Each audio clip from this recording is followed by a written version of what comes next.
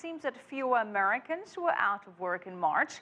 But the employment rate remains stubbornly high at 6.7%. Just can't shake that number. The U.S. Labor Department reported that 192,000 jobs were added in March, and that was falling slightly shy of economists' expectations of between 200 and 225,000. A bright spot did come from private sector businesses, which regained all the jobs lost in the Great Recession. That's according to the White House chair of the Council of Economic Advisors. We've now had 49 straight months of private sector job growth, a total of 8.9 million jobs. Last month, Federal Reserve Chair Janet Yellen urged analysts to look beyond the jobless rate in determining the overall health of the labor market and the economy. The broader jobless picture may still discourage the Fed from raising interest rates in the near future. Workforce participation is at 63%. That is the lowest level since 1978. 2.2 million people have just given up looking for work, even though jobs are reportedly available. And more than a third of Americans have been out of work for at least 27 weeks, despite actively looking.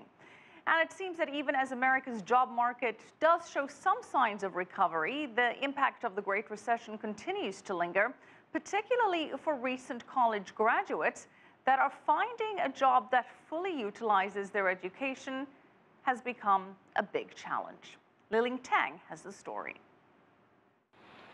It's a 2-hour train ride for Jillian Camera, who commutes from New Jersey into Manhattan 2 days a week for her temporary job as a recruiter.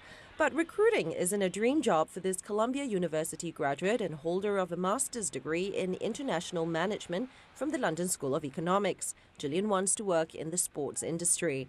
I had a huge space of time after I graduated, and even getting a part-time or an internship in sports can be a struggle. So I thought it would be good to continue working on my experience and get into New York, and then on the side continue to pursue the industry that I want to work in.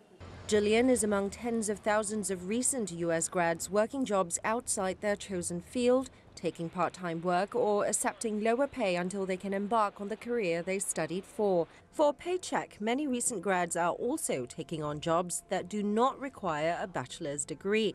They are the underemployed, those working as baristas, bartenders, and fast food workers. According to a recent study by the Federal Reserve Bank of New York, the percentage of recent graduates who are underemployed has been on the rise. The study shows that for recent grads between the ages of 22 and 27, underemployment rose from under 40% in 2007, just before the Great Recession, to a full 44% in 2012. I am still seeing that they're taking jobs that they're overqualified for. Regis Canning works at New York-based temporary hiring agency Temporary Alternatives and has not only noticed an increase in applications for temporary jobs, but also an improvement in the quality of positions he can offer job seekers.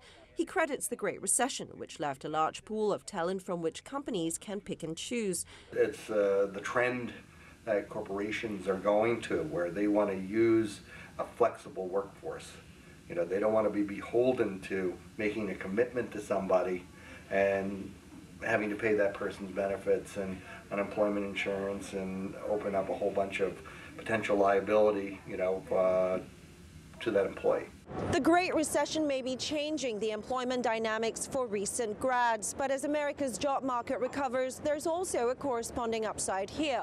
For recent grads, temporary jobs are more frequently transitioning into permanent positions. Liling Tan, CCTV, New York.